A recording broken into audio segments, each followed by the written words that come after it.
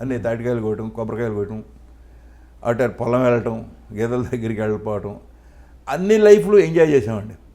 ఒక్కో రోజు మా అమ్మగారు చింత చిగురు కావాలరా అనేది, కావాలి చింత చిగురు పప్పు బాగా తినేవాళ్ళం శుభ్రంగా. మామిడికాయ పప్పు, మాకు తోట ఉండేది, అందులో అన్ని రకాల కాయగూరలు పళ్ళు ఉండేవి, అన్నీ కోసుకొచ్చేవాడిని. నేను బంగినపల్లి మామిడికాయలు కాడ నుంచి ఉంటాయి, కోసుకొచ్చేవాడిని. అందుకని మన చింత చిగురు పప్పు, మామిడికాయ పప్పు, ఇక ఆ రోజులన్నీ అయ్యే అక్కడ ఉంటే. అక్కడి నుంచి మళ్ళీ ఊరు వెళ్ళిపోయేవాడిని. అందుకని అప్పటి నుంచి నేను చదువుకోవాలంటే నా చదువు కూడా సంకనాకపోయింది, ఈ ఫ్రెండ్స్ మూలాన, నాటకాల మూలాన. సో తర్వాత నాకు పెళ్ళయ్యి 3 పిల్లలు, ఒక అబ్బాయి 2 అమ్మాయిలు. వీళ్ళని చదివించాలి అని చెప్పి నేను కంకణం కట్టుకున్నా. ప్రొద్దున్నే 5ంటికి నేను లేచి వాకింగ్కి వెళ్తా, ముగ్గురిని లేపేసేవాడిని. చదవండి, ఒకటే శ్లోకం చదవండి, శుభ్రంగా చదువుకోండి. హింస పెట్టేవాడిని కాదు, చదువుకోమని చెప్పేవాడిని. అట్లాగే నా 3 పిల్లలు కూడా గోల్డ్ మెడల్ స్టూడెంట్స్ అయ్యారు. 3 గోల్డ్ మెడల్ స్టూడెంట్స్ అండి. 3 పోస్ట్ గ్రాడ్యుయేట్లు అయ్యారు.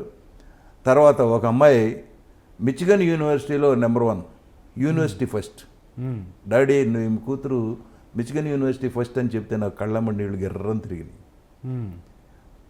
సో చదువు ఇంపార్టెంట్, డబ్బు ముఖ్యం కాదు. చదువుకుంటే లైఫ్లో ఎక్కడైనా సెటిల్ అయిపోవచ్చు, ఏ కంట్రీలో అయినా సెటిల్ అయిపోవచ్చు. అది నా మనసులో చిన్నప్పటి నుంచి ఉందండి. అందుకని నా వల్ల అందుకని నా పిల్లల్ని చదివించాను బాగా. చదువుకున్నారు, చదువుకోకపోతే మనం చేసేది ఏమీ లేదు, వాళ్ళు చదవకపోతే మనం ఏం చేస్తాం. అందుకని సినిమా వాళ్ళ పిల్లలకి 90% చదువులు రావు, ఎవరికి గారాం చేస్తారు, చదువుకోమని చెప్పరు. బట్ నేను రివర్స్, సినిమాలో ఉన్నాం మనం, బ్యాడ్ హ్యాబిట్స్ ఉండకూడదు. నేను మద్రాసు వచ్చేటప్పుడే మా ఆవిడికి ప్రామిస్ చేసి వచ్చా, సినిమా వాళ్ళు అంటే తాగుతారంట, అమ్మాయిలు అమ్మట తిరుగుతారంట, అక్కడ అన్నీ ఫ్రీ అంట కదా అని అంటే మా ఆవిడకి ప్రామిస్ చేశా, నేను అమ్మాయిల దగ్గరికి వెళ్ళను, తాగను, చాలా అనేది. సరే నమ్ముతున్నాను అంది. అప్పుడు వెళ్ళాను నేను.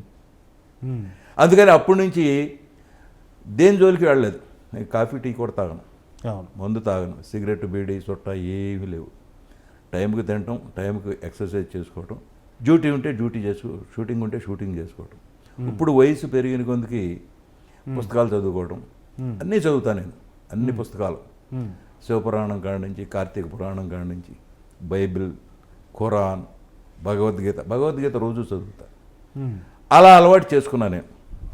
ఓకే, చదువుకోలేదు కాబట్టి జీవితంలో ఇలా చదువుకోవటం మొదట. చాలా బ్రహ్మాండం. మాకు ఇంకో గర్వకారణం ఏంటంటే, గొప్ప విషయం ఏంటంటే, మీ అబ్బాయి గొప్ప దర్శకుడు, అది అందరికీ తెలిసిందే. కొంతమందికి తెలియదు ఏంటంటే, రవిబాబు గారు మంచి యాడ్ ఫిలిం మేకర్. అవును, బాంబేలో ఇక్కడ చాలా యాడ్స్ చేశారు, ఆయన యాడ్స్కి చాలా అప్రిసియేషన్. అవునండి, అది మేము చాలా గొప్పగా చెప్పుకుంటాం. మీ అబ్బాయి గురించి చెప్పండి సార్. మంచి దర్శకుడు, సెన్సబుల్ దర్శకుడు అని పేరుంది కదా, మీ అభిప్రాయం? వాడి గురించి చెప్పాలంటే, నేను వాడిని సినిమాకి దూరంగా పెంచుతామని, ఎందుకంటే సినిమాలో పడ్డ కష్టాలు నాకు తెలుసు. ఓకే, సినిమా ఈ స్టేజ్కి రావడానికి ఒక రామారావు గారి నీడని నేను పెరిగా, రామారావు గారి మూలానే నాకు ఇంత పేరు వచ్చింది. బట్ మళ్ళీ వాడు ఇంకొకళ్ళ నీడని పెరగడానికి వీల్లేదు, ఇండిపెండెంట్గా పెరగాలి అని చెప్పేసి ఎంబీఏలో జాయిన్ అయ్యాడు. ఎంబీఏలో అమెరికా వెళ్తా అన్నాడు. అమెరికాలో మనకి ఎవరు తెలియదు కదరా, ఎలా వెళ్తామన్నా. నేను వెళ్తాను అన్నాడు. సరే నేను పంపిస్తాను. నువ్వు ఒక్కడే కొడుకు, నేను వెళ్ళదాం, నేను రుద్దేవాడిని కాదు, నువ్వు ఇంజనీర్ అవ్వు, డాక్టర్ అవ్వు, అది ఇది చదువు అని ఎవరిని 3 పిల్లల్ని అనలేదండి నేను. మీకు ఏది ఇష్టమైతే అది చదువుకోండి. అలాగే వాడిని ఎంబీఏలో చేర్పిస్తే అమెరికా వెళ్తాన్నాడు, వెళ్ళాడు. నాకు తెలియదు వాడు యాడ్ మేకర్ అని. అమెరికాలో నెంబర్ ఆఫ్ యాడ్స్ చేశాడు, ఏబీసీ కార్పొరేషన్కి చాలా యాడ్లు చేశాడంట. అవి ఒక రోజు నాకు పంపాడు. ఇదేమిటి, నేను వీడిని చదువుకుంటాడు శుభ్రంగా, ఎక్కడన్నా జాబ్లో చేస్తే హ్యాపీగా ఉంటాడు అని నేను అనుకుంటే, వీడు మళ్ళీ ఎడు తిరిగి సినిమాకి వచ్చాడంటే, ఒక ఫైన్ మార్నింగ్ మద్రాసు వచ్చేసాడు. మద్రాసు వచ్చేసి నేను మంచి యాడ్లు చేశాను చూడమన్నాడు. చూశాను నేను, బాగున్నాయి యాడ్లు, మంచి బ్యూటిఫుల్ టెక్నీషియన్ వాడు. నేను ఆ టెక్నీషియన్ అవుతాడని నాకు తెలియదు అసలు. స్పీల్బర్గ్ దగ్గరికి వెళ్ళి ఈ స్క్రిప్ట్ రాయటం ఏదో అవన్నీ నేర్చుకుని వచ్చాడు. స్టడీ కమ్ కెమెరా ఆపరేషను ఒక సింగిల్ హ్యాండ్తోనే ఆపరేట్ చేస్తాడు. ఇవన్నీ అని చెప్పి తెలిసిన తర్వాత నేను ఆశ్చర్యపోయా. వీడేంటి, మనం ఏం చదువుకోమన్నాము, ఏం చదువుకున్నాడు, అటు తిరిగి మళ్ళీ సినిమాకి వచ్చాడు. వచ్చి ఒక రోజు అన్నాడు, నేను యాడ్ ఫిలిం ఏజెన్సీ పెడుతున్నానని. మద్రాసులో యాడ్ ఫిలిం ఏజెన్సీ పెట్టాడు. సరే నీ ఇష్టం, నువ్వేం చేస్తానంటే అది చేసుకో అని ఒక ఇల్లు అద్దెకి తీసుకుని, అప్పుడు మా ఈవీవి సత్యనారాయణ గారి ఇల్లు ఉండేది, ఆ ఇల్లే అద్దెకి తీసుకుని అందులో యాడ్ ఫిలిం పెట్టాడు.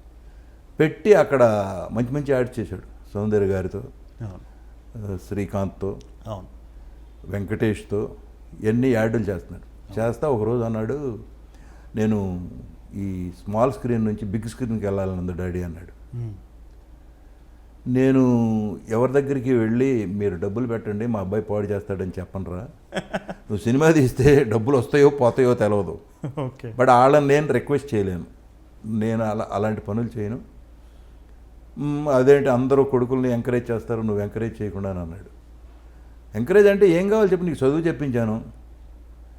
ఇప్పుడు ఆడి క్లాస్మేట్లంతా ఇండియన్ ఎక్స్ప్రెస్లో జనరల్ మేనేజర్స్, ఒకడు 1,50,000 2 లక్షలు డ్రా చేస్తున్నారు అని అంటే నేను అన్నాడు, ఫ్యూచర్లో నీకు తెలియదు, పిల్లలకి స్కూల్ ఫీజు కట్టడానికి సరిపోవు 1,00,000 2 లక్షలు వాస్తవమే కదా అని చెప్పాడు. అప్పుడు చెప్పాడు ఆ రోజుల్లో. సరే నీ ఇష్టం రా, ఏంటి ఇప్పుడు సినిమా తీయాలి అంతే కదా, నేను అడగను, నువ్వు ఒక పని చేయి, నువ్వు డిసైడ్ చేసుకో, బడ్జెట్ వేసుకో, ఎంతలో తీయగలవు, నీకు ఎవరు కావాలి ఆర్టిస్టులు చెప్పు నాకు అని చెప్పి ఒక 4 రోజులు టైం ఇచ్చాడు. 4 రోజుల్లో వచ్చాడు. వచ్చి ఒక 70 lakhs నా బడ్జెట్ అన్నాడు. సరే 70 lakhs అయితే మనమే తెద్దాం అని చెప్పా. మనమే తెద్దాము, ఆర్టిస్టులు ఎవర్రా అన్న. ఆర్టిస్టులు అంటే నాకు ఈవీవి గారు అబ్బాయి 2వ వాడు కావాలన్నాడు. అదేంట్రా, ఆశ్చర్యపోవటం మామూలు ఆశ్చర్యం కదా, ఎందుకంటే ఈవీవి గారికి నాకు మధ్య సాన్నిహిత్యులు, ఆయన రోజు నరేష్ గురించి బాధపడేవాడు. వీడిని ఏం చేయాలయా, నాకేం అర్థం కావట్లేదు, వాడేమో ఆర్టిస్ట్గా పనికిరాడు, ఏం చేయాలి, ఓ పని చేద్దామండి, పెద్ద అబ్బాయి ఎలాగో ఆర్టిస్ట్ అయ్యాడు కదా, వీడిని డైరెక్టర్నో ప్రొడ్యూసర్నో చేద్దాము, మనమే సినిమాలు తీద్దాం మనం బ్యానర్ పెట్టి అని చెప్తూ ఉండేవాడు నేను. ఇప్పుడు సడన్గా వాడు ఆర్టిస్ట్ అనేది, అదేంట్రా అందరూ వద్దన్నారు, నువ్వు వాడిని ఆర్టిస్ట్ పెట్టుకున్నావు అంటే, నా కథలో క్యారెక్టర్కి అతను యాప్ట్గా సరిపోతాడు, మంచి కామెడీ ఉంటుంది అని చెప్పాడు. సరే నేను ఈవీవి గారికి చెప్పాను, ఎల్లవయ్యా నాకన్నా పిచ్చాడులు దొరకలేదా నీకు జోకులు వేయడానికి అని అన్నాడు ఆయన. కాదండి నిజంగానే తీస్తాడంట వాడు, అడుగుతున్నాడంటే అయితే మొదలెట్టమని నోరు చేశాడు ఆయన. సరే అక్కడి నుంచి వీడు మొదలెట్టడం, వాడే ప్రొడ్యూసరు, బ్యానర్ వాడిదే, అన్ని వాడి పేరుని రిజిస్టర్ చేసే ఛాంబర్లో. చేసిన తర్వాత సురేష్ రామానాయుడు గారు అబ్బాయి వీడికి కథ విన్నాడు. కథ విని ఏదో చక్కగా ఉంది బడ్జెట్ 70 lakhs అంటే 50% నేను కూడా ఉన్నా అన్నాడు. సరే మళ్ళీ వచ్చాడు వీడు, ఏంటి డాడీ ఇలా అంటున్నాడని. ఓ పని చేద్దాంరా, నువ్వు సినిమా తీస్తే ఎవరో కొనరు, ఇమ్మీడియట్గా బిజినెస్ అవుతుంది, ఇది రిలీజ్ చేయలేం మనం, వాళ్ళకి అన్నీ ఉన్నాయి, నెట్వర్క్ అంతా ఉంటుంది, నెట్వర్క్ ఉంది, స్టూడియో ఉంది, ల్యాబ్ ఉంది, రికార్డింగ్ థియేటర్లు ఉన్నాయి, డబ్బింగ్ థియేటర్లు ఉన్నాయి, వాళ్ళది 50% చేయమను, వాళ్ళు 35 వాళ్ళది తీసుకోమను, 35 మనం క్యాష్ పెడదాం, సినిమా తెద్దాం అని చెప్తే సరే ఓకే అని చెప్పి అలా మొదలెట్టి ఆ సినిమా 69 lakhsలోనే కాపీ తీశాడు. వెరీ గుడ్, బాగుంది, సంచలనం. తర్వాత రిలీజ్ చేశారు, బాగుంది సినిమా, మంచి పేరు వచ్చింది.